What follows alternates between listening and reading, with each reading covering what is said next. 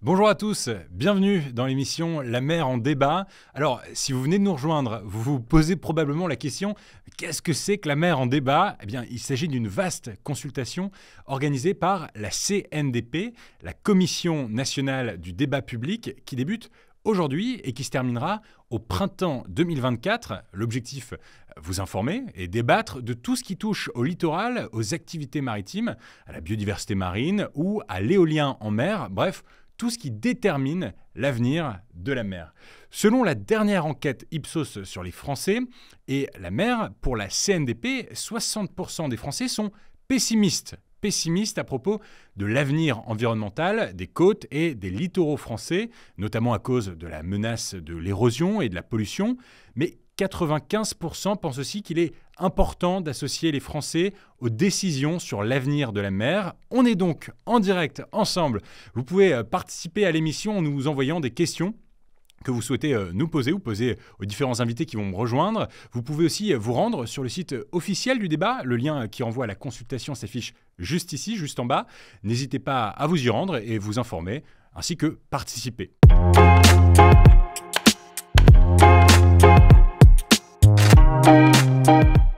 Hilaria Castillo, bonjour. Bonjour. Vous représentez la présidence de la CNDP. Est-ce que vous pouvez nous en dire un peu plus déjà sur ce débat ? Le débat que nous lançons sur l'avenir de la mer et des littoraux est un débat important parce que la France s'apprête à planifier, donc à réfléchir à comment elle va utiliser la mer d'ici 2050. Et en particulier parce que la France doit s'atteler à comprendre quoi faire de trois choses. Comment on partage la mer entre les différents usages, la pêche, les transports, le développement de l'éolien, etc. Comment on protège la mer? Quel est l'état écologique de la mer? Qu'est-ce qu'il faut faire? Qu'est-ce qu'il faut interdire? Qu'est-ce qu'il faut préserver? Comment? Et enfin, est-ce que la mer doit être utilisée pour développer l'énergie, notamment l'énergie renouvelable incarnée par l'éolien en mer? Donc, vous voyez, face à ces questions-là, il est important quand même d'informer la population et de lui permettre de s'exprimer sur ces sujets. D'autant plus que, comme on l'a vu de l'actualité, par exemple, les récentes tempêtes qui ont frappé les côtes françaises montrent quand même l'impact du changement climatique sur les littoraux. Et comme vous l'avez évoqué, il y a quand même 95% des Français qui souhaiteraient participer à la décision sur l'avenir de la mer. C'est une enquête que nous avons décidé de lancer à la Commission nationale pour préparer ces débats qui aura quand même une ampleur nationale et qui touchera aussi les différentes façades maritimes. Florent Gagneur, bonjour. Bonjour. Vous êtes le président du débat sur la mer. Est-ce que vous voulez un peu compléter ce qui vient d'être dit ? Quels sont les sujets qui vont être évoqués lors de cette grande consultation ? Alors, les sujets vont être nombreux et le débat public va se dérouler jusqu'en avril 2024, fin avril 2024. Alors, les sujets sont ceux qui viennent d'être cités. En fait, c'est un débat sur la protection et le partage de la mer. La protection, parce que comme ça vient d'être dit, il y a tout l'enjeu de l'atteinte du bon état écologique. Comment est-ce qu'on veille à la bonne santé de la mer? Comment est-ce qu'on protège la biodiversité? Comment est-ce qu'on préserve les écosystèmes? Donc tout l'enjeu de protection. L'enjeu de partage, parce qu'il s'agit de partager la mer avec les espèces qui sont déjà dans la mer et les écosystèmes marins, partager la mer entre activités humaines. Donc ça a été dit, il y a la question des différentes activités humaines, que ce soit le tourisme, les pêches, l'aménagement même du littoral, l'aménagement des ports, et le partage aussi avec les activités marines qui se développent. Et dans les activités marines qui se développent, il y a la question de l'éolien en mer. Faut-il développer l'éolien en mer? À quelles conditions faut-il développer l'éolien en mer si on le développe? Et surtout, la question de la localisation potentielle des futurs parcs éoliens en mer. On en parlera dans cette émission d'ailleurs. On en parlera tout le long de cette émission. Une fois qu'on a dit ça, il y a aussi d'autres sujets. On pense par exemple aux liens intermers, on pense aussi aux questions de gouvernance, aux liens internationaux et aux questions de participation du public, même après le débat. Il faut quand même préciser que dans le débat public, on parle de l'aménagement de la mer et des littoraux dans l'Hexagone, puisque l'outre-mer a un processus décisionnel différent et un autre calendrier.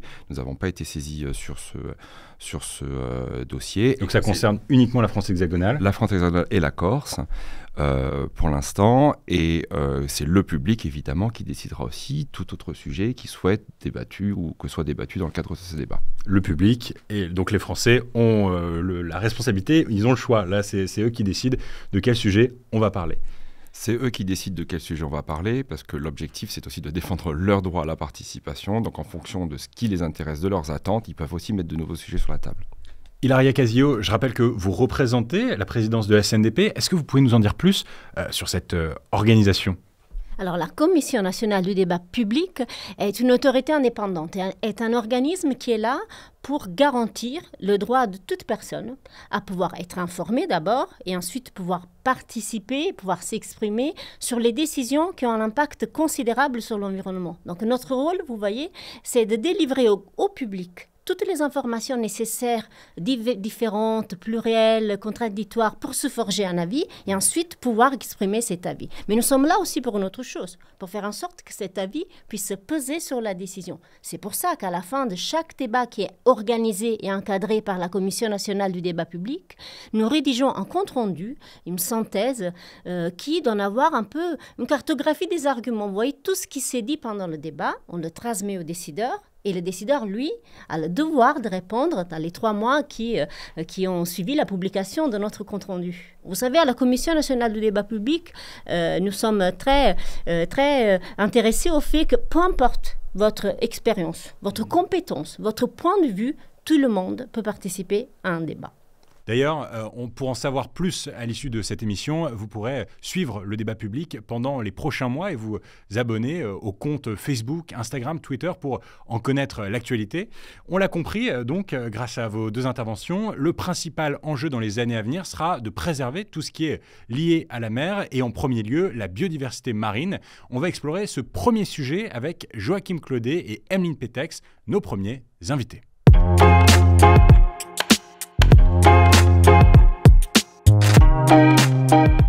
Bonjour Emeline Petex. Bonjour. Vous êtes chercheuse en écologie marine à l'Université de La Rochelle. Merci de nous avoir rejoints. Bonjour Joachim Claudet. Bonjour. Joachim Claudet, vous êtes écologue, directeur de recherche au CNRS et président du conseil scientifique du Conseil national de la mer et des littoraux. D'après l'Office français de la biodiversité, 94% des habitats marins et côtiers sont en mauvais état. Pourtant, les services rendus par la biodiversité de l'océan sont indispensables à l'humanité.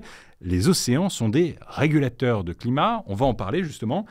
Joachim Claudet, quel est le rôle de l'océan et plus particulièrement de la haute mer dans cette régulation du climat ? Alors, le rôle de l'océan pour réguler le climat est considérable. On le sait peu, mais c'est vraiment le moteur du climat sur Terre.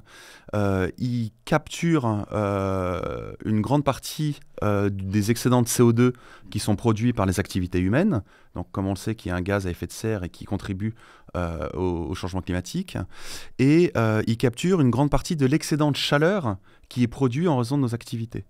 Tout ça, ça se fait par ce qu'on appelle une pompe biologique, en très grande partie. Et en fait, c'est par la biodiversité, par les organismes vivants qui se trouvent dans l'océan, que ce captage du carbone a lieu. Et donc, avoir un océan en mauvaise santé, avoir une biodiversité abîmée, impactée, va accélérer les effets du changement climatique avec les conséquences que l'on sait sur l'humanité. Vous pourriez nous faire un point, là, aujourd'hui, sur les conséquences du changement climatique dans les mers et les océans ? Oui, alors sur la biodiversité, déjà, il y a plusieurs manifestations du changement climatique. À cause de ces gaz à effet de serre qui augmentent, il y a une augmentation de la température de l'eau, il y a des changements des courants en mer, il y a une augmentation du niveau de la mer et il y a une augmentation de la fréquence et de l'intensité des événements, ce qu'on appelle catastrophiques, comme les tempêtes, les cyclones, etc. Et tous ces événements, alors on sait bien ce que ça fait sur les populations humaines avec les tempêtes récentes, par exemple, on voit les effets que ça peut avoir, mais ça a des effets en cascade sur la biodiversité. Et par exemple, les changements de température de l'eau vont faire que les populations de poissons dont certaines communautés dépendent entièrement pour la pêche, par exemple, vont se déplacer et ne vont plus être où elles sont pêchées normalement. Il va y avoir certaines espèces qui sont fixées sur le fond, qui peuvent jouer un rôle normalement pour atténuer l'effet des vagues et donc de l'érosion côtière, qui vont pouvoir mourir par des mouvements de mortalité de masse dû à l'augmentation du niveau de la mer. Donc il y a tout un grand nombre d'effets cascades pour lesquels on a du mal encore, nous, humains, à s'adapter. Justement, j'aimerais en parler avec vous, Emeline Petex. Je rappelle que vous êtes chercheuse en écologie marine. Aujourd'hui, quelles sont les conséquences de ces changements climatiques pour la biodiversité marine? On va prendre des exemples qui sont les plus frappants, les espèces qui sont adaptées aux températures froides extrêmes. On peut penser aux manchots, aux baleines, qui vont dépendre d'un écosystème qui est vraiment lié à la formation de la glace de mer. Et donc, effectivement, avec le réchauffement climatique, et on le sait, cette année en particulier, la glace de mer a connu une réduction très forte de sa surface. Alors, on sait que ces espèces-là vont être vraiment impactées, tout simplement parce qu'elles se nourrissent sur des espèces comme le krill, dont la reproduction dépend en fait de cette glace de mer. Donc, en absence de glace de mer, on va avoir une absence de nourriture et ça va être toute la chaîne alimentaire, en fait tout le réseau trophique de cette région qui va être impacté, par exemple. On a aussi un effet qui est important par rapport à l'acidification des océans sur toutes les espèces qui vont avoir une formation calcaire dont elles dépendent, donc que ce soit une coquille ou on pense par exemple aux récifs coralliens, qui vont être doublement impactés entre l'acidification d'un côté, qui vont dégrader les structures, et aussi la température, parce que c'est des espèces qui sont sensibles aussi à des élévations de température. Donc c'est dans ces événements-là qu'on voit des très forts blanchiments de récifs de corail, par exemple. Joachim Claudet, l'Union européenne aujourd'hui ambitionne d'atteindre un bon état écologique des milieux marins en garantissant le bon fonctionnement des écosystèmes marins et la préservation de leur biodiversité. Est-ce que vous pouvez nous expliquer ce qu'est un bon état écologique? Qu'est-ce que ça implique? Oui, alors un bon état écologique, c'est un écosystème qui fonctionne bien, pour le dire simplement. Et en fait, la biodiversité, c'est compliqué au sens où c'est complexe. C'est-à-dire que c'est beaucoup de choses différentes. C'est le nombre d'espèces, c'est le type d'espèce qu'elle a, c'est la fonction qu'elle joue dans l'écosystème. Donc il y a des espèces qui vont être herbivores, qui vont être carnivores, d'autres qui recyclent les nutriments, etc. Et donc en fait le bon état écologique, c'est avoir les différentes composantes d'un écosystème donné pour que tous les flux de matière et d'énergie se déroulent de manière convenable. Et c'est dans les écosystèmes en bonne santé qu'on peut tirer le plus, nous, société humaine, de bénéfices qu'on appelle des services écosystémiques, ou on appelle ça aussi les contributions de la nature aux populations pour nos activités. Parce qu'en fait, toutes les activités humaines en mer, à part peut-être le trafic maritime, dépendent des écosystèmes. Et on en est où en France aujourd'hui? Alors, c'est compliqué de vous répondre comme ça par façade, parce que c'est vraiment des fois des problèmes localisés ou régionaux, etc. Mais on sait, par exemple, que la Méditerranée est une des mers les plus polluées au monde, par exemple. Donc, la Méditerranée a beaucoup de problèmes, de par aussi sa pression anthropique, le fait qu'il y ait beaucoup de tourisme, qu'il y ait beaucoup d'activités qui s'y déroulent et que ce soit une mer fermée, contrairement à façade atlantique qui est plus ouverte. Je souligne aussi que vous êtes spécialiste des aires marines protégées. Est-ce que vous pouvez nous expliquer ce que c'est, ces aires marines protégées, et en quoi ça pourrait constituer une solution pour tout ça? Bien sûr, donc, les aires marines protégées, ce sont des espaces délimités en mer. Donc c'est des points sur une carte qu'on va délimiter et où il va se passer un certain nombre de choses, en particulier des régulations des usages en vue de conserver la biodiversité. Donc l'objectif d'une aire marine protégée, c'est de conserver la biodiversité au sein de cet espace, au sein de ces écosystèmes. Et pour y parvenir, donc, les activités humaines qui ont le plus d'impact sur la biodiversité doivent être soit interdites, soit régulées drastiquement. Et ce sont des outils qui peuvent contribuer au bon état écologique. Mais il est important de comprendre que le bon état écologique, c'est un engagement des États membres de l'Union européenne. Il doit se faire sur l'intégralité des façades et pas uniquement dans les aires marines protégées. D'ici 2030, je lis, la France s'est engagée à classer 5% de la surface de la façade Méditerranée et 1% de la zone Manche-Est-Mer du Nord en zone de protection forte. Est-ce que vous y croyez ? C'est une question compliquée. Nous, quand on est scientifique, on ne doit pas croire. On doit observer et on va vérifier. Mais c'est réalisable ? Ce que je peux vous dire, oui, c'est tout à fait réalisable. Ce que je peux vous dire, c'est qu'on en est loin pour l'instant. Et quand on regarde les pourcentages actuels, donc en Méditerranée, quand on regarde les zones de protection les plus élevées, on est à 0,1% de la façade méditerranéenne. Donc on est loin encore de ces chiffres-là. Et sur la façade atlantique Manche-Mer du Nord, on est à 0,01%. Donc il y a beaucoup de travail à faire, mais c'est faisable. Il suffit de volonté politique, d'accompagnement, d'explication et de mieux intégrer la conservation dans le développement durable. Et Emeline Petex, pourquoi tout ça, ça prend autant de temps ? Ce qui prend du temps déjà, c'est de collecter des données. Il faut vraiment comprendre que travailler sur des espèces mobiles qui sont potentiellement très très éloignées des rivages, ça entraîne beaucoup de contraintes et ça a limité nos niveaux de connaissances pendant très longtemps. Et encore aujourd'hui, par exemple, si je prends le cas des mammifères marins, on commence à avoir des cartes de distribution. Avec des cartes de distribution saisonnières, ça demande quand même des efforts de recherche quand même relativement importants et coûteux.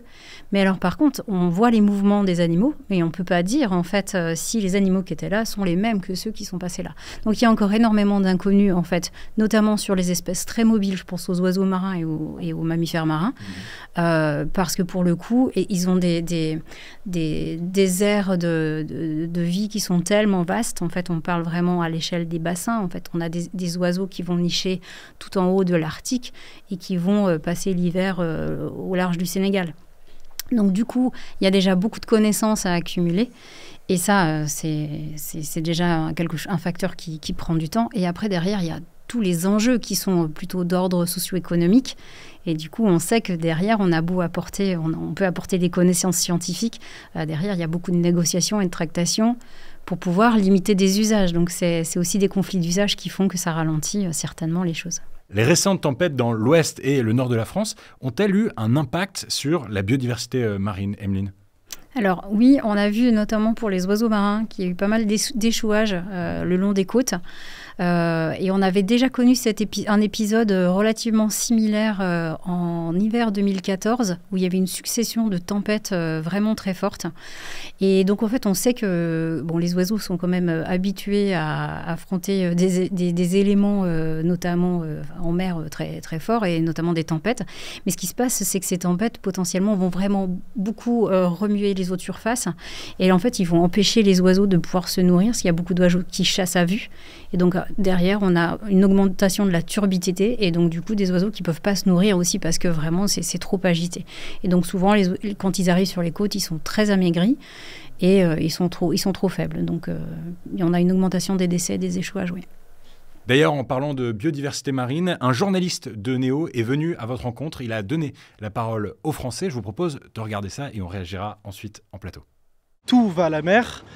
Donc je pense qu'à la base, il faudrait plutôt traiter le recyclage, le traitement des déchets en général, parce que finalement, en fait, les égouts vont à la mer, tout le monde jette des choses dans les égouts. Je lutte avec mes enfants en disant non, c'est pas parce que c'est une peau de banane que tu as le droit de l'acheter. Enfin, en fait, les poissons sont pas censés être en contact avec des choses. Quand tu mets tes mains, par exemple, sur les coraux, tu leur refiles des maladies. On voit qu'il y a beaucoup de plastique sur les plages et dans l'eau aussi. Dans la Côte d'Azur, à Antibes. Il y a suffisamment de reportages télévision pour qu'on se rende compte de la façon dont les fonds marins sont dégradés. On se prend les pieds dans les sacs, on voit des oiseaux morts qui arrivent sur la plage parce qu'ils sont morts étouffés. On entend souvent dire que toute la crème solaire ou prendre des coquillages, prendre des galets ou quoi peuvent altérer en fait le rythme de la mer et toute la biodiversité qui est autour.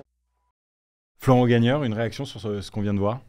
Non, ce qui est intéressant dans ces interventions, et d'ailleurs qui confirme l'étude d'Ipsos que Ipsos a fait à notre demande, c'est que pour les Français, l'état écologique de la mer, c'est principalement ce qui est lié au réchauffement climatique et à la pollution plastique. On parle beaucoup de pollution, et l'étude d'ailleurs montre que les enjeux de biodiversité ne sont pas spontanément cités, en tout cas n'ont pas été spontanément cités par les Français qui ont été consultés dans cette étude, ce qui montre aussi tout l'enjeu du débat, d'informer sur ces enjeux, d'informer aussi sur la complexité de ces enjeux et de permettre collectivement de trouver des solutions qui éclaireront au mieux la décision sur ces enjeux de mode état écologique en particulier, mais de biodiversité également. Face à ce constat, certains n'attendent pas pour agir. C'est votre cas, Arthur Levaillant. Vous venez de nous rejoindre en plateau. Bonjour. Bonjour. Vous êtes navigateur, vous avez participé à de nombreuses compétitions nautiques comme la Transat Jacques Vabre, vous avez fini 2e en 2017, la Route du Rhum, vous avez fini 6e en 2022, 4e en 2018, c'est un sacré palmarès. Cette année, vous avez mis en pause votre carrière sportive pour des raisons écologiques. Première question, pourquoi avoir pris cette décision ? Quand on est sportif, quand on fait du haut niveau, on se met des œillères, on pense qu'une seule chose, c'est d'essayer d'être le plus performant, d'essayer de gagner. Et on oublie un peu tout le reste, en fait. On voudrait gagner coûte que coûte. Et donc, L'idée, c'est de se dire aussi qu'il fallait un tout petit peu prendre du recul, et ce que j'ai essayé de faire cette année, et pour prendre ce recul-là pour essayer d'agir plus profondément, pour essayer de transformer mon sport et aussi d'inventer d'autres imaginaires à travers d'autres engagements. Du transport maritime à voile, par exemple? Alors, il y a différentes initiatives qui sont en train de les lancer pour la marchandise, par exemple, et la France est plutôt en avance sur ce sujet-là pour essayer de faire de la propulsion vélique secondaire à bord des cargos et des paquebots. Et nous, on travaille par exemple avec une coopérative qu'on a lancée qui s'appelle Selcop, avec l'esprit de se dire qu'on va pouvoir voyager autrement et utiliser le vent pour se déplacer. Et là, l'utilité de la course au large peut être très présente parce que demain, on pourra peut-être transporter des personnes sur l'Atlantique à des vitesses assez grandes qui nous permettront d'être une alternative à l'avion. Comment on a cette prise de conscience là? Comment vous avez fait pour prendre autant de recul? Alors, il y a différents sujets. Il y a un cheminement aussi de vie. Moi, j'ai eu un gros accident il y a une quinzaine d'années qui m'a conduit à sortir aussi de mon sport à un instant T et d'aller voir d'autres milieux, de rencontrer des scientifiques, des artistes, des philosophes et d'essayer de mieux comprendre le monde pour mieux m'engager. Et puis, il y a aussi quelque chose qu'on ressent aussi quand on est au milieu de l'Atlantique.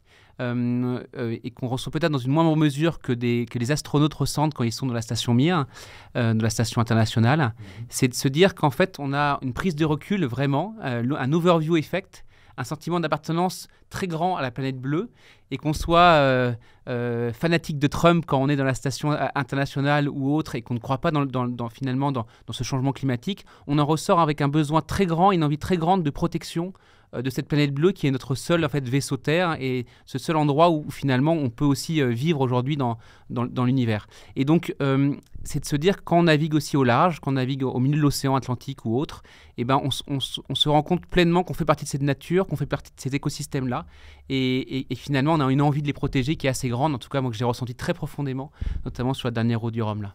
Concrètement, qu'est-ce que vous avez vu ? Alors, c'est surtout ce qu'on ressent aussi énormément sur cette beauté du monde et ce qui nous entoure, sur des rencontres avec des cétacés, des baleines, écouter ce chant qui vient se refléter sur la coque de nos bateaux. Mais c'est aussi de se rendre compte aussi de l'impact de l'homme, du transport maritime, du soufre qui sort finalement des cheminées de ces bateaux, et de se dire en fait que dans notre manière de vivre aujourd'hui, elle n'est pas compatible avec un futur souhaitable pour nous tous. Merci beaucoup Arthur Levaillant d'avoir été avec nous et d'avoir pris un peu de temps lors de votre pause. On vous souhaite une bonne réflexion sur tous ces enjeux. Merci pour votre éclairage et je vous propose de passer tout de suite à la suite.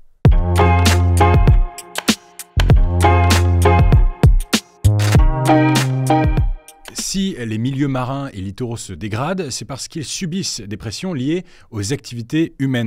À la surface de l'eau, comme sous les mers, elles sont nombreuses. Je vous propose de regarder une petite vidéo.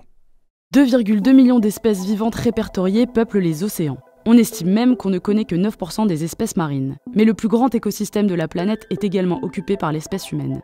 Plusieurs activités sous-marines cohabitent et participent à sa saturation, à commencer au plus profond par les câbles électriques et de télécommunications. Les câbles électriques. 99% du trafic de données se trouve sous les eaux. Au total, plus d'1,2 million de kilomètres de câbles relient les continents. Les déchets. Selon l'ONU, 9 millions de tonnes de déchets s'accumulent chaque année dans les eaux du monde entier. Ils sont responsables de la mort de 100 000 mammifères marins. Les sous-marins militaires. 450 sous-marins militaires détenus par 45 pays occupent également le paysage maritime. Ils ont pour mission d'assurer la sécurité des flux, de lutter contre les trafics illicites et de prévenir les conflits internationaux. Les énergies marines. Les énergies marines regroupent les éoliennes posées, ancrées dans les fonds marins, et celles qui flottent à la surface de l'eau. Les énergies hydroliennes et houlomotrices sont exploitées sous l'eau. Les turbines se servent des courants marins, mais aussi des vagues générées par le mouvement de la houle pour produire de l'énergie. L'aquaculture et la pêche. À la surface, l'aquaculture et les bateaux de pêche. En 2020, on recense 4,1 millions de navires dans le monde, détenus à 70% par l'Asie, et 214 millions de tonnes de poissons d'élevage. Selon une étude établie par le Forum économique mondial, il pourrait y avoir plus de tonnes de plastique que de poissons d'ici 2050 dans les océans. Eh bien, parlons de la pêche justement. Vous avez vous-même travaillé sur les aires marines protégées. Est-ce que les pêcheurs peuvent pêcher dans ces aires marines protégées ? Alors, ça dépend des aires marines protégées, parce qu'il peut y en avoir plusieurs types. Certaines où tout type d'activité, tout type d'extraction en particulier est interdit, ce qu'on appelle les aires marines protégées de protection intégrale, et toute une panoplie d'autres aires marines protégées où différents types d'usages vont être autorisés. Ce qui marche très bien, pour la pêche en particulier, ce sont des aires marines protégées avec deux types de zones. Une zone au cœur où tout type de prélèvement, tout type de pêche est interdit, où il va y avoir une régénération des écosystèmes avec un effet de débordement. Et ce qui marche très bien, c'est quand dans la zone autour de cette zone de non-prélèvement, il y a un accès préférentiel pour les activités de pêche les plus durables qui vont bénéficier de cette protection. Et comment on fait? C'est compliqué de faire cohabiter les pêcheurs et ces aires marines protégées? Alors, oui et non, parce qu'en fait, c'est une fois que ça s'est passé, non. Je ne connais pas de cas d'aires marines protégées où il y a de la protection intégrale, donc des zones de non-prélèvement, où une fois que les effets s'en sont fait ressentir, où les pêcheurs veulent s'en séparer. Par contre, c'est parfois dur de la mettre en place au début, parce qu'il faut convaincre de l'utilité, il faut montrer qu'il va y avoir des bénéfices, mais sur le moyen terme et pas immédiat. Cependant, c'est une pratique qui est connue des pêcheurs dans toutes les cultures du monde. Et par exemple, en Méditerranée, les cantonnements de pêche sont une pratique qui est utilisée de manière, on peut dire, presque ancestrale, où ce sont des zones de non-prélèvement pendant certains moments pour que l'écosystème se régénère et que la pêche en bénéficie. D'ailleurs, d'autres activités humaines exercent une nouvelle pression sur l'environnement. Est-ce qu'il y en a des nouvelles qui pourraient voir le jour dans les années à venir? Sans cesse. Avant, il y avait toute une partie de l'océan qui était au-delà d'une certaine frontière. C'est-à-dire que très loin des côtes et très profond, c'était un endroit où on ne pouvait pas aller parce que c'était loin, c'était coûteux, c'était compliqué, on n'avait pas les moyens, etc. C'est plus le cas aujourd'hui. Donc l'océan n'est plus une frontière et on découvre que l'homme peut appréhender tous les milieux de sa planète maintenant.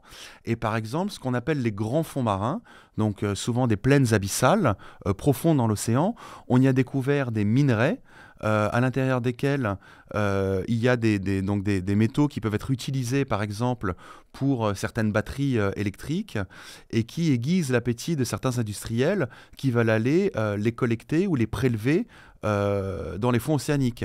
On y découvre dans l'océan des nouvelles molécules qui peuvent être utilisées pour la médecine, la pharmacopée ou pour les cosmétiques.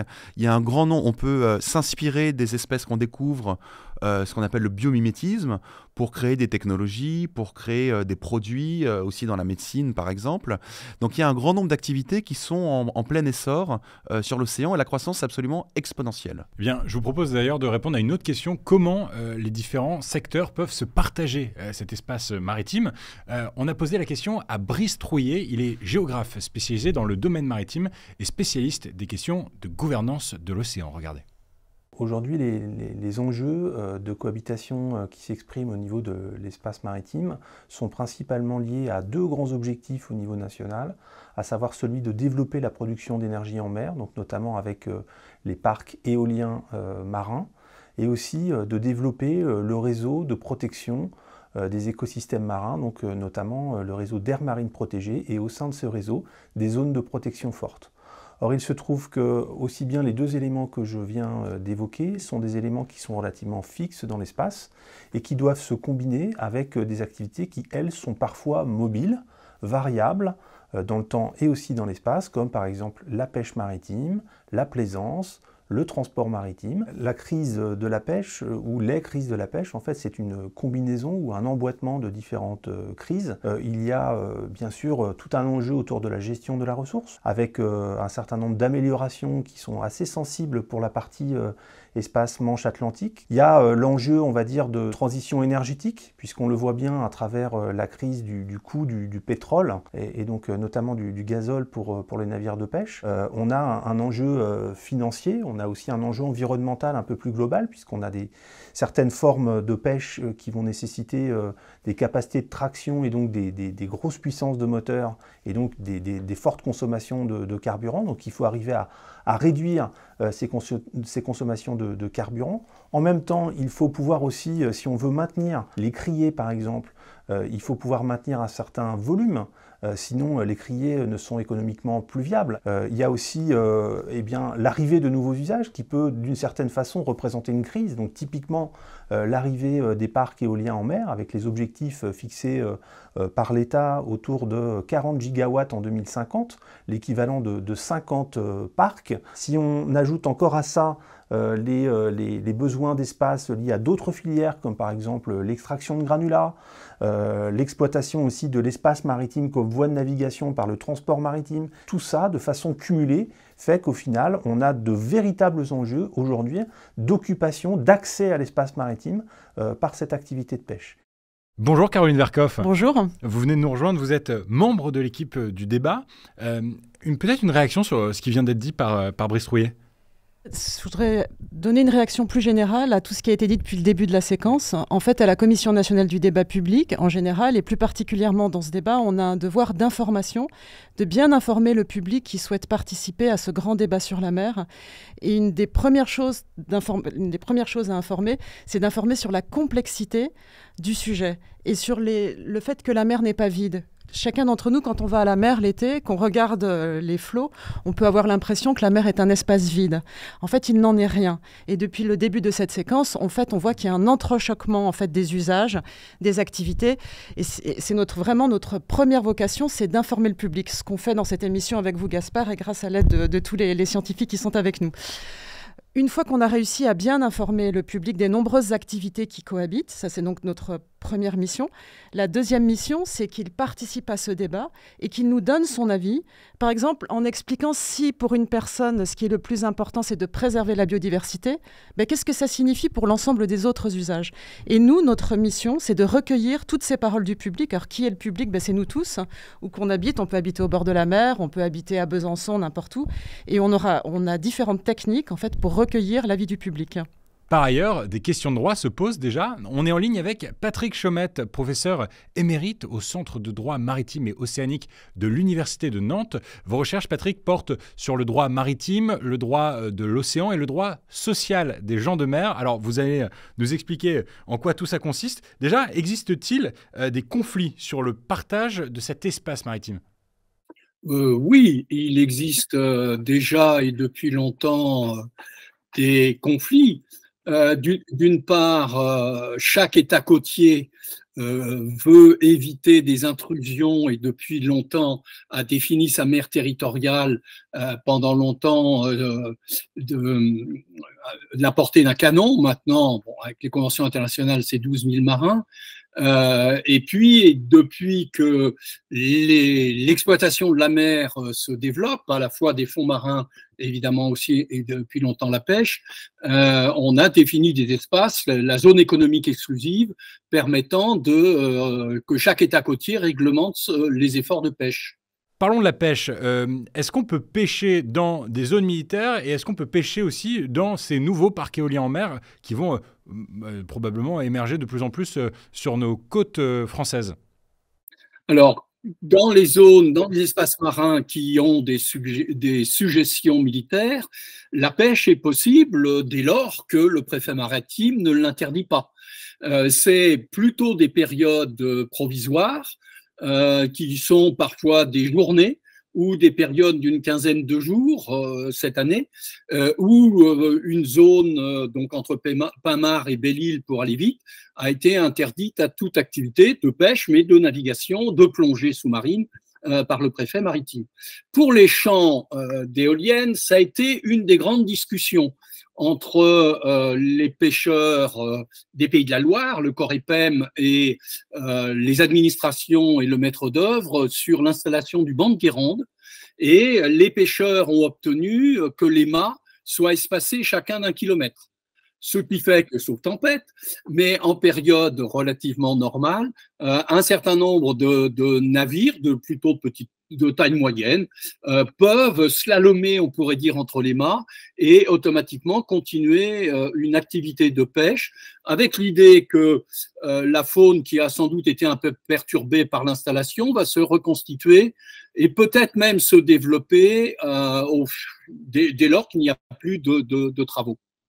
Je rappelle, Patrick Chaumette, que vous êtes intéressé à la question du droit social des gens de mer. Aujourd'hui, quels sont les principaux problèmes liés aux pêcheurs et aux marins? Quels sont leurs principaux problèmes en matière de droit social? Alors, il y a plusieurs activités en mer qui étaient traditionnelles, notamment la marine marchande, qui est très internationalisée avec la liberté d'immatriculation des navires. Et donc, la marine marchande est aujourd'hui essentiellement réglementée par des conventions de l'Organisation internationale du travail. Et ensuite, ce sont les contrôles soit par les États du pavillon, quand ils les font bien, soit les contrôles par les États du port. Une partie de la pêche est internationalisée, mais une autre partie de la pêche, on pourrait dire, est plus dans un cadre national, pavillon français, avec encore beaucoup de marins français. Donc là, on est dans un cadre social national, avec un régime de sécurité sociale particulier pour les gens de mer. Et ces nouvelles activités qui vont se développer en mer sont pratiquées par des métiers hybrides. Il va y avoir des marins avec des navires de maintenance, et peut-être plus tard, quand les champs d'éolien vont s'éloigner de la côte, on va avoir ce qu'on va appeler des flottelles pour que les gens puissent rester pendant 15 jours, 3 semaines en période calme, plutôt l'été, sur les interventions sur les mâts et les moteurs. Et donc, il y aura à la fois des marins, mais aussi des techniciens qui vont être transportés par voie maritime et qui ne sont pas, eux, des marins, mais qui vont être amenés à travailler à terre. Et donc, toute la question est de savoir comment on articule ces différents statuts juridiques, ce qui est déjà en grande partie fait en droit français, et notamment, plus on s'éloigne des côtes, moins on peut rentrer le soir à la maison. Donc, il faut toute une réglementation, en particulier des temps de travail et des temps de repos, qui soit adaptée, au fond, à cette question fondamentale de la mobilité en mer, mais en fait, l'essentiel, c'est des questions de mobilité. Merci Patrick Chaumette d'avoir été avec nous. Merci pour votre éclairage. Je vous propose de compléter cet état des lieux que nous essayons de dresser tous ensemble en allant une nouvelle fois à la rencontre des Français. Un journaliste néo s'est rendu dans la rue et vous a posé quelques questions. On regarde ça. Le poisson est tellement cher aujourd'hui que j'avoue que je ne peux peut-être pas manger toujours les meilleurs saumons quand je vois le saumon fumé à 60 € le kilo. C'est vrai que je ne rechigne pas à acheter du poisson d'élevage. Je ne regarde pas forcément la provenance. Je fais pas trop attention aux origines.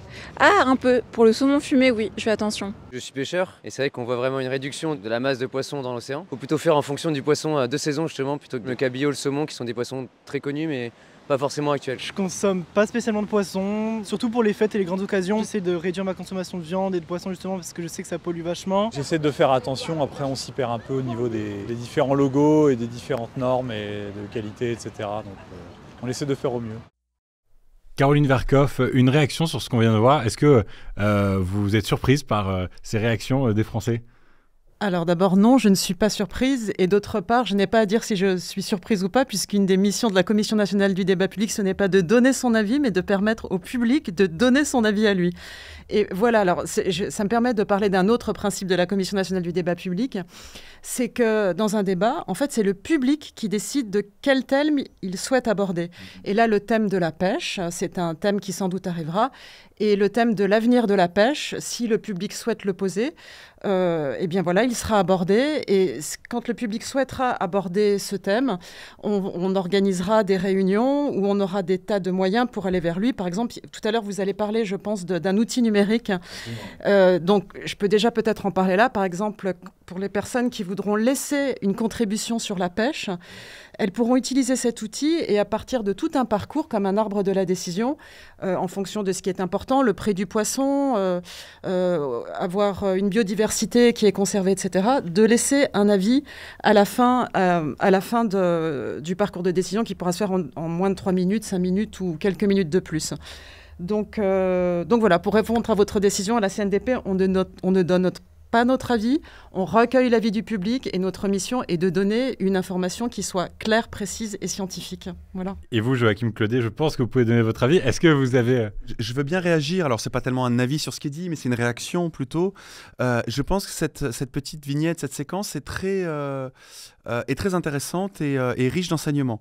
On voit que pour certaines des personnes qui étaient interrogées, qui voudraient faire attention à quel poisson ils mangent, on a bien compris que la provenance était un enjeu, comment c'était pêché, et si c'est de l'élevage, donc de l'aquaculture, ou de la pêche sauvage, c'était aussi un enjeu. Or, la pêche et les poissons, c'est très compliqué. Il y a des saisonnalités, donc on ne peut pas dire telle espèce, on peut la manger, telle espèce, il ne faudrait pas, parce que, en fait, ça dépend de quand elle est pêchée, ça dépend de où elle est pêchée, et ça dépend aussi beaucoup et essentiellement de comment elle est pêchée. Donc c'est très compliqué. Et on voit que sur l'enjeu de la pêche, on ne peut pas, comme dans d'autres thématiques de durabilité, où on dit c'est le consommateur, par ses choix, qui va changer le secteur ou qui va changer les pratiques. Parce que pour le poisson, on ne peut pas. C'est trop compliqué, c'est trop complexe. Il y a quelques applications qui existent, mais c'est vraiment très complexe. Et c'est pour ça qu'on a besoin que le régulateur, que les politiques gèrent de manière durable la pêche. Et c'est que comme ça qu'on pourra y arriver et non pas par l'intermédiaire du consommateur uniquement. Par ailleurs, pour compléter notre échange, la France, je le rappelle, reste la première destination touristique mondiale. Et le secteur du tourisme va devoir concilier ses activités avec le changement climatique. Sur les littoraux, il se traduit notamment par le risque de submersion marine et l'érosion côtière. Sur les 20 000 kilomètres de littoral français, 22% des zones côtières sont soumises à un phénomène d'érosion. C'est considérable. Et je vous propose d'ailleurs de regarder une petite vidéo pour voir ça plus en détail. L'érosion côtière concerne un quart du littoral français. Ce recul du trait de côte, c'est-à-dire la limite entre la terre et la mer, est dû à plusieurs facteurs. Certains sont naturels, comme le vent, l'action des vagues et les tempêtes. Le réchauffement climatique augmente l'intensité de ces phénomènes et entraîne aussi la montée du niveau de la mer. 864 communes sont concernées par cette montée des eaux, principalement situées sur les côtes atlantiques et de la Manche. Elles représentent 1,5 million d'habitants. D'autres causes imputables à l'homme existent. La dégradation de la couverture végétale des sols causée par le déboisement, la circulation de véhicules ou le piétinement des dunes et des buissons protecteurs par les randonneurs affaiblit la résistance à l'érosion. Les sédiments mis à nu sont plus susceptibles d'être transportés. De plus, les structures et les aménagements, comme les murs qui permettent de soutenir les promenades côtières, sont des obstacles à la circulation naturelle de ces sédiments. Aucun des littoraux n'est épargné. Le recul du littoral a un impact sur le tourisme, l'agriculture, la protection de la biodiversité et l'urbanisation. Un des symboles de cette érosion côtière est l'immeuble Le Signal à Soulac-sur-Mer, à la pointe du Médoc. Construit entre 1965 et 1970, l'immeuble se situait alors à 200 mètres de la mer. Si les eaux ont grignoté le littoral au fil des années, c'est la tempête Xynthia en 2010 qui le fragilise le plus. Cette année-là, il se retrouve à 40 mètres de la mer. 4 ans plus tard, les vagues ne sont plus qu'à 20 mètres du bâtiment. Inhabitable, il a été détruit en 2023. Joachim Claudet, une réaction sur ce qu'on vient de voir ?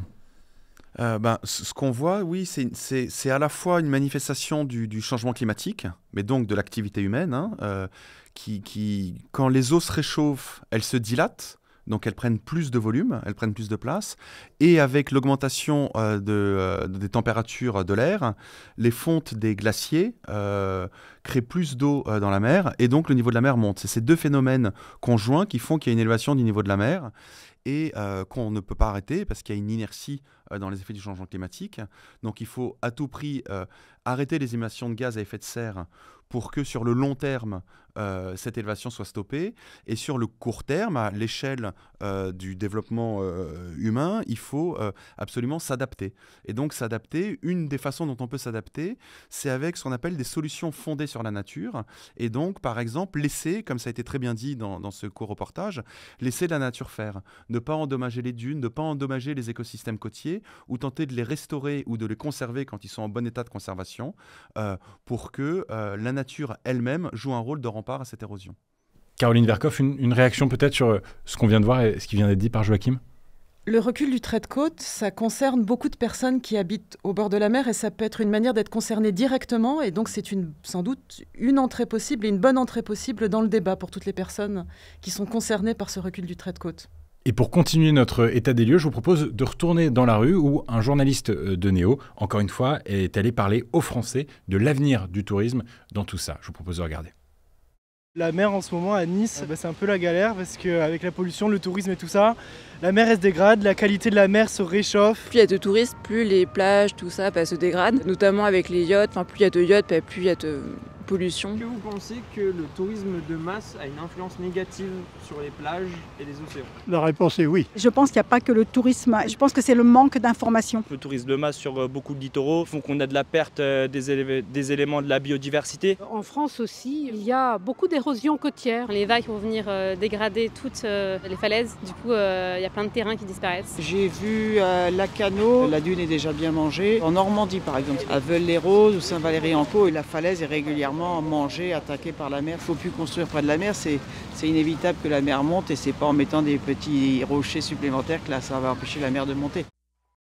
D'ailleurs, pendant ce micro-trottoir, on a reçu une nouvelle question d'un internaute qui nous dit est-ce qu'il va falloir passer par une régulation de certains espaces de tourisme en France? Qu'est-ce que vous en pensez, Joachim?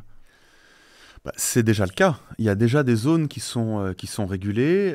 Il y a des parcs naturels marins ou des réserves marines où certains types d'activités sont réglementés ou contingentés, avec ce qu'on appelle une capacité de charge, c'est-à-dire qu'on limite un certain nombre par jour ou par semaine le nombre de touristes. Il y a des activités récréatives, comme par exemple la pêche récréative, qui, la France est un des derniers pays européens où il y a très peu, voire pas du tout, de régulation, et elles sont peu appliquées. Il y a certains endroits, par exemple en Méditerranée, où pourtant les prises, donc c'est-à-dire la quantité de poissons qui est pêchée par certains pêcheurs récréatifs peut dépasser les prises de poissons qui sont faites par certains petits pêcheurs artisanaux. Or, ils sont très peu réglementés. Donc oui, il y a un besoin de réglementer l'activité récréative dans son ensemble et touristique en particulier.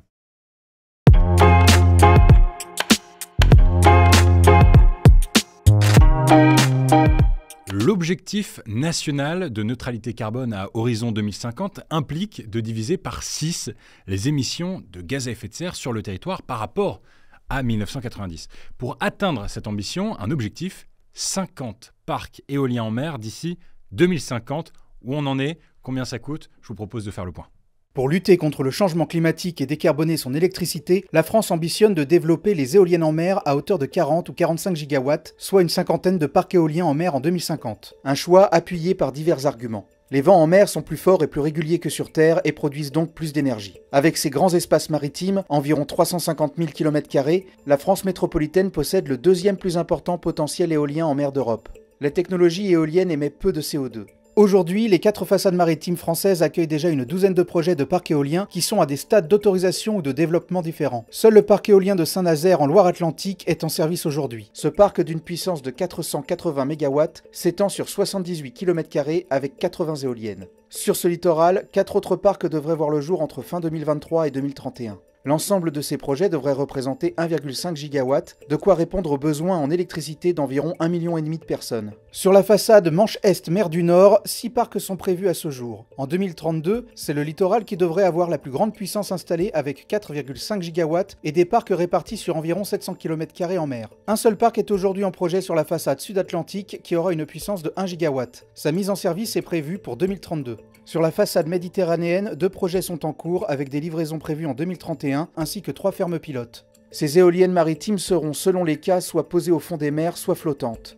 Mais la France prévoit d'identifier et d'attribuer 15,5 gigawatts supplémentaires d'ici 2033. Par comparaison, un réacteur de centrale nucléaire a une puissance de 900 mégawatts. Pour atteindre ces objectifs, le gouvernement vise 50 parcs éoliens à horizon 2050, soit 40 ou 45 gigawatts. Reste à savoir où ces parcs éoliens peuvent être construits et à quelles conditions. Dans le cadre de ce développement, la France devra prendre en compte la protection des écosystèmes, la pêche, le trafic maritime, la sécurité et la défense, ainsi que la préservation des activités touristiques. Et pour en parler avec nous, on accueille de nouveaux invités sur ce plateau. Bonjour Francis Bossir. Bonjour. Vous êtes géographe, professeur émérite à l'université Paris 1 Panthéon-Sorbonne et membre de l'équipe du débat. Emeline Pétex, rebonjour. Rebonjour. Vous êtes docteur, je le rappelle, en écologie marine et nous sommes rejoints également par Sylvain Roche. Bonjour. Bonjour. Vous êtes docteur en économie, spécialiste des énergies marines et de la croissance bleue. Et ma première question, Sylvain, sera pour vous. À un sujet aussi complexe, je voulais commencer par une question simple. Pourquoi les éoliennes en mer ? Alors pourquoi les éoliennes en mer? Alors, très bonne question. Alors, il faut bien comprendre que déjà, quel que soit le scénario envisagé, la place du nucléaire dans le mix énergétique français, le développement massif des énergies renouvelables, dont l'éolien en mer, est incontournable. De manière assez synthétique, pour 3 raisons. La première raison, pour des enjeux environnementaux. La France est signataire de l'accord de Paris signé en 2015 et à ce titre, elle doit atteindre la neutralité carbone d'ici 2050. Et dans son rapport, dans son dernier rapport, le GIEC insiste bien qu'il faut que les gouvernements, les États investissent dès maintenant sur les technologies les plus matures et les plus compétitives. Deuxième raison, pour des aspects, on va dire, de transition électrique. Il faut électrifier, il faut transiter vers un mix de plus en plus électrique. Et à ce titre, il faut développer massivement les énergies renouvelables. Si je m'appuie sur le chiffre d'RTE, l'objectif, c'est une augmentation de la demande d'électricité de 35% d'ici 2050. On sait bien que si on part sur la construction de nouveaux centrales nucléaires de type EPR, ces centrales ne seront pas inaugurées avant 2035 ou 2037. Donc, que fait-on durant cette période? Il faut développer les énergies renouvelables. Et un troisième argument, beaucoup plus, on va dire, géopolitique, qui est celle tout simplement d'encourager l'autonomie énergétique de la France, sa résilience, sa sécurité énergétique, notamment qui fait partie des grands objectifs de la politique européenne, qui est celle de REPowerEU, qui découle de l'invasion de l'Ukraine par la Russie. Donc il faut encourager effectivement cette idée de sécurité énergétique de la France. Ça passe notamment par le développement des énergies renouvelables décentralisées. Et une question qu'un certain nombre de Français se posent, c'est quelle est la quantité qu'un parc éolien en mer est capable de produire? Et est-ce que cette quantité, elle pourrait être amenée à augmenter, cette capacité de production électrique, est-ce qu'elle pourrait être amenée à augmenter dans les années à venir? Alors effectivement, donc on a inauguré l'année dernière, en septembre 2022, un premier parc qui est d'une puissance de 480 MW. Donc ce sont des machines qui ont une puissance de 6 MW chacune. C'est un petit parc. Désormais, à l'échelle internationale, ça reste un petit parc. Il y découle du premier appel d'offres qui est de 2011. Mais effectivement, dans d'autres pays, on voit des parcs de plus en plus importants, notamment en Grande-Bretagne, mais même désormais en Chine. Donc oui, la puissance va fortement augmenter, la technologie va évoluer. Aujourd'hui, on est sur du posé. Dans l'avenir, on sera sur du flottant pour des questions à la fois impact paysager, en termes aussi pour capter des puissances beaucoup plus fortes. Les objectifs en France, c'est bien donc 50 parcs, mais cet objectif national s'inscrit dans un contexte beaucoup plus transnational qui est l'agenda européen. Et l'agenda européen, j'insiste, c'est 2030, c'est 111 gigawatts. Et l'objectif ambitieux du Green New Deal et du REPowerEU, c'est 300 gigawatts d'éolien en mer dans le continent européen d'ici 2050. Donc c'est assez colossal. Et cet objectif qui peut nous paraître très ambitieux, peut-être un petit peu utopique en France, de ces 40 gigawatts, à l'échelle internationale, ça reste quand même un chiffre atteignable et relativement modeste. Mais justement, avant de revenir sur nos ambitions, nous, en tant que Français, 300 gigawatts, pour que tout le monde puisse réaliser ce que ça représente la consommation électrique de combien de villes? Oula, alors j'ai pas forcément ça en tête, mais si on prend l'exemple d'un parc, j'ai un exemple en tête qui est un parc de 250 MW, qui correspond, on va dire, aux fermes pré-commerciales flottantes actuellement en phase de développement en Méditerranée. C'est à peu près 1 million d'habitants. D'accord. Concernant, vous parliez tout à l'heure des politiques européennes, de nous, Français, sur notre souveraineté énergétique.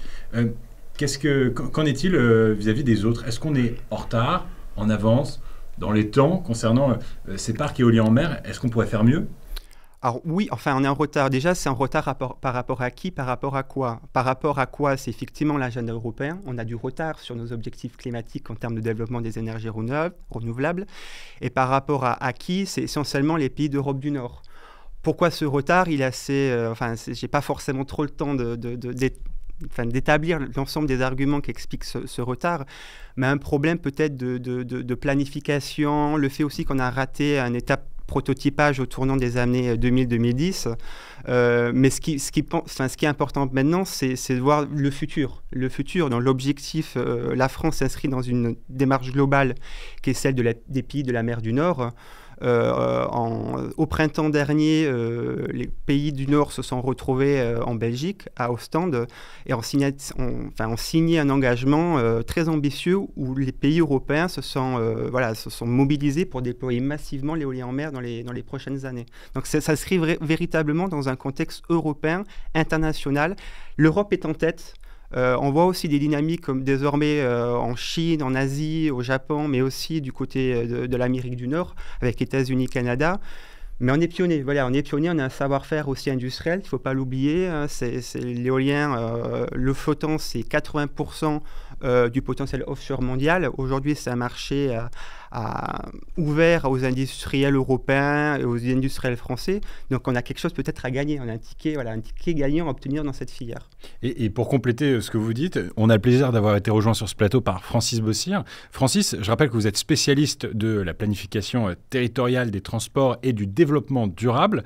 Vous avez présidé plusieurs débats sur des projets de parcs éoliens en mer et vous êtes également organisateur de ce débat. Quels sont les dilemmes soulevés par l'installation de ces parcs éoliens ? Alors merci pour le terme dilemme. Je crois que c'est vraiment le terme qu'il faut employer pour ça. Loger 50 parcs sur les littoraux dans une mer qui n'est pas vide, comme l'a dit Caroline tout à l'heure, et c'est pire que ça. La mer n'est pas non plus libre, c'est-à-dire qu'elle est bourrée de réglementations. Donc c'est un problème tout aussi compliqué. Et les dilemmes, c'est tout simplement que les publics sont sollicités maintenant dans ce débat public pour émettre des préférences de localisation. Et il faut tenir compte de toutes les contraintes qui existent déjà. Donc dilemme, parce qu'il faut trancher. Alors quelques exemples de dilemmes. Vous, par exemple, vous préférez qu'on installe un parc près des côtes ou loin des côtes? Répondez. Bien, naturellement, je dirais que visuellement, c'est plus intéressant qu'il soit loin des côtes. Voilà, et donc le débat public devrait faire émerger les conséquences de votre choix. Les conséquences, ça va être, et c'est pour ça qu'il y a dilemme, si je le mets loin des côtes, en effet, je vois moins les éoliennes et mon horizon est préservé, mon coucher de soleil est intact, parfait.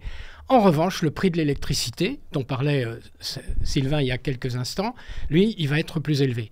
Donc on pourrait très bien dire, proche des côtes, tant pis pour l'horizon, mais moi, ce que je veux, c'est une électricité pas chère. Et là, il faut trancher. Alors, il y a ce sujet-là, il y en a plein d'autres. Est-ce que, par exemple, on doit concentrer tous ces parcs au même endroit pour préserver d'autres lieux, ou bien les disperser? Ça aussi, ça nécessite de trancher. D'autres questions, est-ce que dans les parcs, on peut faire autre chose, ou est-ce que c'est interdit à tout autre usage? Ça, c'est une question importante. Est-ce qu'on peut loger des parcs dans des aires marines protégées? Question qui a déjà été effleurée tout à l'heure. Bon, toutes ces questions qui se présentent, il faut les croiser ensemble pour finir. Mais c'est un petit peu ce que le petit reportage qu'on a vu à l'instant montre bien. Tous les autres usagers de la mer doivent accueillir ces parcs et ces parcs doivent effectivement ne pas perturber l'ensemble des activités qui existent déjà. Et peut-être bien qu'ils ne doivent pas perturber non plus d'autres usagers de la mer dont on ne parle pas dans ces termes, c'est-à-dire la flore et la faune, par exemple. Mais là, je me tourne vers Emeline, dont c'est probablement la préoccupation. Tout à fait. D'ailleurs, Emeline Pétext, vous êtes de nouveau avec nous. Vous travaillez avec le ministère de la Transition écologique pour évaluer les impacts des activités des éoliennes en mer sur les oiseaux et les mammifères marins. Est-ce qu'on a déjà pu observer des conséquences sur la faune et la flore, vous le disiez tout à l'heure Francis, concernant l'installation de ce premier parc éolien en mer au large de Saint-Nazaire? Alors, sur Saint-Nazaire, je pense qu'on n'a encore vraiment pas assez de recul. On n'est pas du tout dans une temporalité qui peut permettre de dire ça. Et ce qui est vrai dans un parc, avec un cortège d'espèces, c'est-à-dire une communauté d'oiseaux, une communauté de mammifères marins et tout ce qui va ensemble, c'est-à-dire les chaînes alimentaires qui sont sous l'eau, qu'on ne voit pas, peut être complètement différent, assez différent, un peu différent, dans un autre environnement. Parce qu'effectivement, entre l'Europe du Nord et par exemple les côtes du Portugal, on a un continuum d'habitats marins. Et effectivement, les animaux, surtout pour les oiseaux et les mammifères marins, ils vont, eux, naviguer. Pour eux, il n'y a pas de frontières. Et ils vont être soumis à l'ensemble de ces parcs. Mais pour le coup, c'est difficile d'avoir des idées sur des niveaux de conséquences sur l'ensemble des populations. Et déjà pour une raison très simple, c'est qu'en fait, on a déjà beaucoup de mal à dénombrer les oiseaux et les mammifères marins. Alors les oiseaux, on y arrive sur les colonies, mais c'est qu'une part de la population, parce qu'on ne compte que les reproducteurs et les poussins qui produisent. Les mammifères marins, c'est vraiment très compliqué de les dénombrer. Et en fait, on a comme de très mauvaises lunettes. On les voit, on voit flou. Et donc, en fait, pour identifier des changements en termes démographiques qui seraient liés aux éoliennes, en plus des eaux de pression qui ne s'arrêtent pas pendant qu'on développe des parcs éoliens, et en fait, c'est très compliqué. Il faudrait vraiment des changements dans des proportions dramatiques pour qu'on arrive à les mesurer. Puisque nos lunettes sont tellement mauvaises qu'on voit très mal ce qui se passe. Voilà. Et concrètement, qu'est-ce qui se passe sur un parc éolien en mer pendant la phase de chantier ou la phase d'exploitation? Parce qu'on n'a pas forcément tous l'habitude de se rendre sur place. Alors, en fait, concrètement, on peut distinguer les phases. Pendant la phase de chantier, c'est là où les perturbations potentiellement vont être les plus importantes. Comme vous avez un chantier dans votre maison, vous voyez bien le niveau de perturbation. Dans le milieu marin, c'est la même chose. On va avoir une grosse perturbation parce qu'on va soulever des sédiments. Donc, toute la colonne d'eau va être perturbée en termes de turbidité. Donc, les poissons, ils vont forcément changer de comportement. Les mammifères marins, ils vont aussi être perturbés pour le fait de se repérer, même s'ils utilisent des aspects acoustiques. Et justement, comme il y a beaucoup de bruit pendant ces phases de chantier, aussi en fonction des technologies qui sont utilisées pour implanter les éoliennes dans les substrats, il y a des techniques qui sont plus bruyantes que d'autres. Il y en a qui génèrent des bruits relativement élevés, qui peuvent générer des problèmes physiologiques. Donc les animaux vont avoir tendance à fuir. Donc ça c'est un changement de comportement. Et pareil aussi pour les oiseaux qui vont probablement être très dérangés par le trafic maritime qui va être lié pendant la phase de travaux. Mais là, donc, on se concentre sur les problématiques. Maintenant, parlons des solutions. Qu'est-ce qu'on peut mettre en place pour éviter, je ne sais pas, par exemple, le bruit, tout ça? Il y a des choses qui sont... Alors, il y a tout un tas de solutions. La première d'entre elles, c'est surtout ce qu'on appelle éviter, réduire, compenser. Et la première solution, c'est d'éviter. C'est-à-dire, on va éviter d'aller mettre des éoliennes dans les endroits les plus sensibles et les plus critiques pour les espèces. Donc, par exemple, on va éviter spatialement. C'est-à-dire qu'on va essayer, nous, au sein de Coabis, c'est les choses qu'on essaie de produire, de produire des cartes de distribution ou des cartes de sensibilité pour dire, attention, cette zone-là, elle est vraiment occupée de manière assez persistante au fil des ans par telles et telles espèces qui sont des espèces à fort potentiel de conservation, etc. Donc là, on va essayer d'éviter spatialement les zones où on pense qu'il y a beaucoup d'animaux ou des animaux très sensibles à l'éolien. Première chose. La deuxième solution, c'est les éviter d'un point de vue temporel. Les phases de travaux, par exemple, dont on sait qu'elles génèrent du bruit, on va potentiellement organiser, planifier les travaux à des périodes qui seront moins critiques pour les oiseaux, pour les animaux. Et donc, par exemple, les mammifères marins, on va éviter les périodes de reproduction où là, il y a des jeunes. Et les jeunes, c'est comme les enfants, ils sont potentiellement physiologiquement beaucoup plus sensibles, des capacités de dispersion moins élevées qu'un adulte. Et donc là, on se concentre sur les problématiques liées au chantier, à l'exploitation. Est-ce qu'au contraire, il peut y avoir des aspects positifs au fait d'installer un parc éolien en mer? Oui, alors, pour la biodiversité. On peut espérer que le premier aspect positif, c'est justement la limitation des changements climatiques et des réchauffements dont on a parlé tout à l'heure, qui, en fait, c'est une pression supplémentaire qui vient sur un millefeuille de pression liée aux activités humaines. Donc là, ça peut être un effet positif. Je reviens un petit peu sur la question précédente. Il y a un point qui est très très important parce que la phase de chantier, c'est une phase quand même qui est relativement courte. En mer, ce qui va se passer, un des impacts qui peut être potentiellement très important, c'est la phase d'exploitation et c'est le risque de collision en fait pour les oiseaux. Alors pas que les oiseaux marins, parce qu'en mer, il se trouve qu'il y a énormément d'oiseaux terrestres, migrateurs, qui vont passer en très très très grande quantité. Et donc pendant cette phase d'exploitation, il y a des risques de collision. La phase d'exploitation, elle peut être longue, elle va durer une vingtaine d'années potentiellement. Il y a aussi des oiseaux qui vont contourner ces parcs, donc qui vont peut-être pas pouvoir avoir accès à une zone d'alimentation, de repos dont ils ont besoin. Et il faut vraiment imaginer le continuum de parcs éoliens qu'il va y avoir dans tout l'espace maritime qui est utilisé entièrement par les oiseaux. Et là aussi, on a des solutions, en fait. On a des solutions, par exemple, pendant les phases de migration, il peut y avoir l'utilisation de radars qui vont pouvoir déclencher l'arrêt du fonctionnement des turbines quand on a des forts flux d'oiseaux, par exemple, pour éviter justement ces collisions. Et il y a aussi des projets de R&D qui travaillent sur comment est-ce qu'on pourrait prendre les éoliennes plus visibles quand les oiseaux sont en vol. Parce que c'est vrai qu'on n'a pas forcément l'impression qu'elles tournent très vite, les pales, mais en bout de pale, la vitesse est relativement élevée. Et en fonction de la manœuvrabilité des oiseaux, il y a des oiseaux qui sont, on pense aux goélands, qui sont très grands et qui ne peuvent pas faire des changements des virages très rapides. Ils ne sont pas forcément aussi maniables que des petits oiseaux comme les sternes ou des choses comme ça. Comment on les rend plus visibles, ces éoliennes ? Par exemple, il y a des choses qui sont essayées sur des fermes existantes ou des fermes pilotes qui sont de dessiner des bandes sur les pales pour voir si effectivement ça peut améliorer le niveau d'évitement.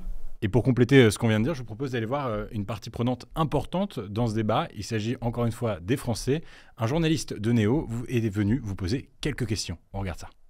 Les éoliennes, je considère malheureusement que c'est un mal nécessaire. En mer, je pense qu'on va être obligé d'accepter que les côtes soient un petit peu polluées par ça. Je suis complètement pour les éoliennes du côté maritime. Je trouve qu'on a un espace qu'il ne faudrait pas gâcher et c'est un espace libre qui n'est pas habitable. Il faut voir le bilan carbone d'une éolienne, mais c'est peut-être quand même mieux de faire une éolienne en mer qu'une éolienne en terre. Ça fait encore du béton dans la mer. Je ne vois pas ce qu'on peut mettre en place, mais certainement d'autres systèmes. Dans l'océan, je pense que je suis contre parce que ça détruit les écosystèmes. Parfois, il faut subir un peu plus des nuisances de vue, de proximité, de bruit, parce que les nuisances qui nous attendent, si on ne trouve pas et on ne multiplie pas les sources d'énergie renouvelables, eh bien, à mon avis, seront bien plus conséquentes que ce qu'on peut vivre maintenant.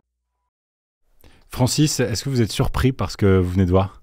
Pas du tout. Les avis sont très partagés, mais la société est partagée, donc ça donne une petite idée de la diversité des positions, des appréciations sur à peu près tous les sujets, donc pourquoi pas celui-là ? Non, ça n'est pas surprenant. En revanche, il y a quelque chose d'intéressant quand même assez compliqué à décrypter à toute vitesse dans cette petite vidéo, c'est qu'au fond, on est aussi confronté à une transition générationnelle. Voilà, il n'y a pas que la transition énergétique ou la transition écologique. Là, on pense à 2035 et 2050, et c'est vrai que probablement la façon de percevoir les problèmes sera différente au fur et à mesure que les générations vont se succéder. On a beaucoup d'expériences qui viennent des parcs, des débats publics sur des parcs antérieurs. J'ai le souvenir de quelque chose qu'on a entendu du côté de Barfleur en Normandie. Alors, il y a du patrimoine littoral.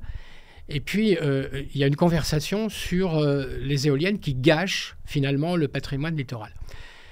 Et il y a un petit conflit dans la salle. Il y a des jeunes personnes qui disent « Nous, on préfère voir à l'horizon des pales d'éoliennes plutôt que de voir passer des super-tankers qui vont anti-faire le port pétrolier. » Là, on saisit le changement générationnel. Et dans cette vidéo, on le perçoit aussi. Avec aussi le fait que plusieurs personnes se sont exprimées sur la complexité des choses qu'il faut résoudre. Ça, c'est plutôt encourageant pour le débat public. Voilà, de sortir du manichéisme ou des positions tranchées. Voilà. Et vous aussi, d'ailleurs, vous réagissez. On a reçu une nouvelle question d'un internaute qui nous dit combien coûte une éolienne ? Combien coûte une éolienne ? Je me tourne vers le docteur en économie de ce plateau, Sylvain. Alors, la question, je pense qu'il faut plutôt parler du prix. Voilà, combien coûte un parc ? Par exemple, un parc éolien en mer, le parc de Saint-Nazaire, qui a été le premier parc français inauguré l'année dernière, a coûté à peu près 2 milliards d'euros d'investissement. 2 milliards d'euros d'investissement ? Pour un parc de 480 MW, composé de 80 éoliennes de 6 MW. 80 éoliennes, d'accord. Donc le coût d'un parc d'un demi-gigawatt, et concernant le prix de l'éolien en mer, en France, si je m'appuie sur l'appel d'offres de Dunkerque, on est autour de 44 € le mégawattheure. Donc c'est compétitif, sachant que le prix des premiers parcs qui découlent de l'appel d'offres de 2011 et de 2013, on est autour de 150 €. Donc on a un coût qui a été divisé par 3 en l'espace de 10 ans. Et par rapport au nucléaire, par rapport à l'atome ? Alors par rapport au nucléaire, effectivement, le nucléaire, le prix a été renégocié récemment, on est autour de 70 €. 70 €. Voilà, aujourd'hui, on était plutôt autour de 60. Il y a une négociation qui a été faite pour envisager des investissements futurs. On est autour de 70 €. Autour de l'éolien terrestre, on est plutôt autour de 80. Donc, c'est une énergie compétitive. Voilà, c'est compétitif, c'est une plus-value pour le client, pas forcément pour les industriels européens et français. Mais en tout cas, on est dans un prix compétitif. Voilà. Bien, merci à tous les trois de nous avoir éclairés, de nous avoir expliqué avec pédagogie toute la complexité autour de ce débat des éoliens en mer.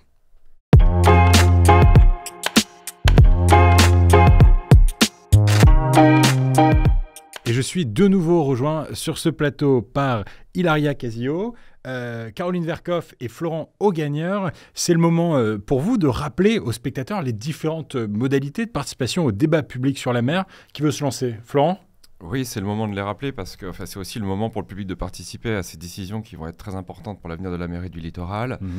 Je rappelle que sur l'ensemble des sujets qui ont été évoqués ce soir, les décisions ne sont pas prises, elles seront prises après le débat. C'est l'objet du débat d'éclairer ces décisions. Donc, il est particulièrement important pour le public de participer. Alors, on a conçu un débat qui est à la fois éclairé par la parole des scientifiques, dont certains étaient présents ce soir, mais ils sont bien d'autres, avec des événements en ligne. Donc, j'invite le public à suivre le débat en ligne, où que vous soyez et qui que vous soyez d'ailleurs, puisque ce débat est aussi ouvert à toutes et à tous.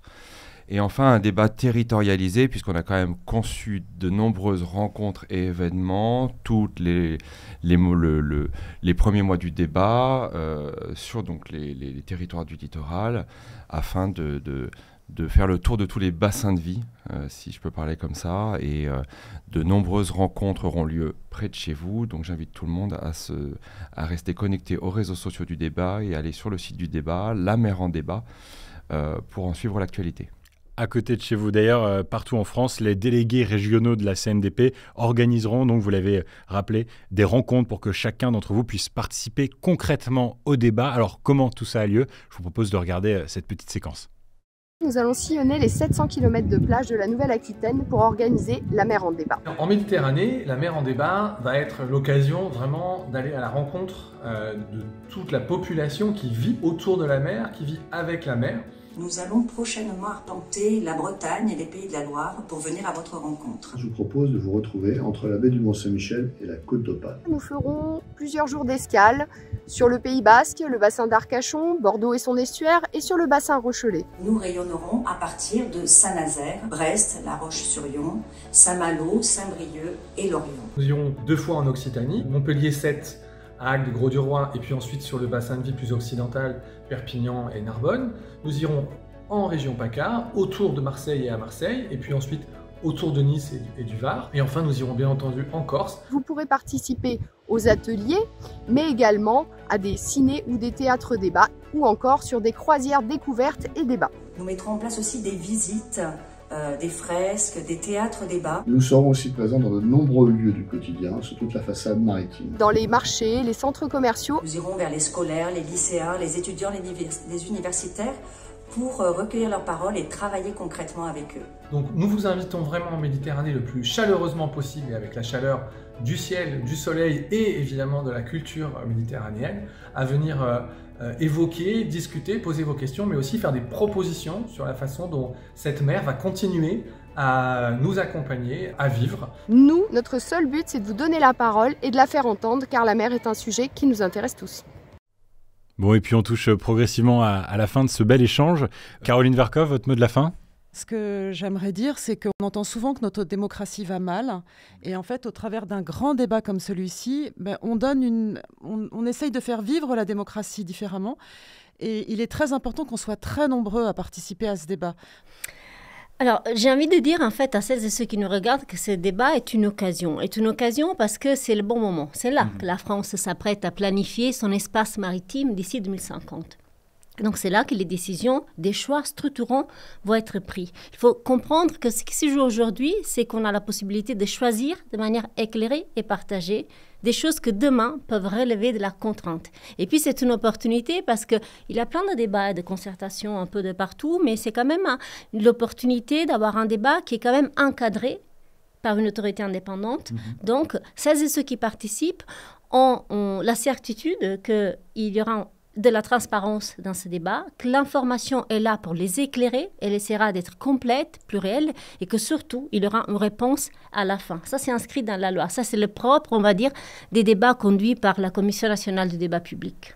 Florent Gagneur, je termine par vous. Alors moi, ce ne sera pas le mot de la fin, ce sera le mot du début, puisque les débats s'ouvrent et peuvent durer donc jusqu'à fin avril. On verra à ce moment-là les enseignements du débat. En revanche, ce que l'on peut dire, c'est que ce débat, et c'est vrai, est nécessaire et unique sur un certain nombre de points. D'abord unique parce que c'est la première fois, je crois, à CNDP qu'on a tout un débat public qui pose sur l'aménagement d'un espace, de tout un espace, d'un si grand espace, d'un espace en 3D, ça a été dit, dans une perspective de prospective. Et c'est aussi un débat unique dans le sens où c'est tout un programme de développement d'éolien en mer et les enjeux qui sont soumis au débat sont extrêmement importants. Tout ce qui a été dit aujourd'hui sur la biodiversité et l'atteinte du bon état écologique. Donc c'est une occasion unique et on invite le public à participer. Absolument, participez chez vous. D'ailleurs, vous avez en premier commentaire de ce live un lien pour participer à cette grande consultation de la CNDP. Merci d'avoir suivi cette émission. Merci à vous d'y avoir participé, de l'avoir organisée. Je vous rappelle que vous pourrez retrouver l'intégralité de cette émission sur Néo et la chaîne YouTube de la CNDP. N'hésitez pas à vous abonner aux différents réseaux sociaux par ailleurs de la CNDP pour suivre toutes les actualités du débat dans les mois à venir. Et je vous souhaite à tous une excellente soirée. Merci d'avoir été avec nous. Avant de nous quitter, voici comment utiliser l'outil inédit développé par la CNDP pour ce débat public. Sur le site, plongez dans l'univers du débat sur la mer de manière interactive. Accompagnant la dynamique des sujets émergents au cours des 5 prochains mois, cette plateforme propose 2 approches très pratiques. Premièrement, explorez l'espace quiz, un format ludique qui vous permet de tester vos connaissances sur la mer. Des quiz continueront d'être ajoutés au fil du débat en lien avec les thèmes qui suscitent le plus d'intérêt. Des réponses visuelles claires et pédagogiques éclaireront votre compréhension. Deuxièmement, plongez dans la section « Je me fais mon avis ». Choisissez la grande question qui vous interpelle le plus et découvrez des points de vue variés sur ces sujets, formant ainsi votre propre opinion. À tout moment, exprimez votre avis, partagez vos questions, remarques et opinions, contribuant ainsi activement à la richesse de ce grand débat sur la mer. Rejoignez-nous sur le site et engagez-vous dans cette expérience participative pour nourrir les échanges au fil des mois à venir.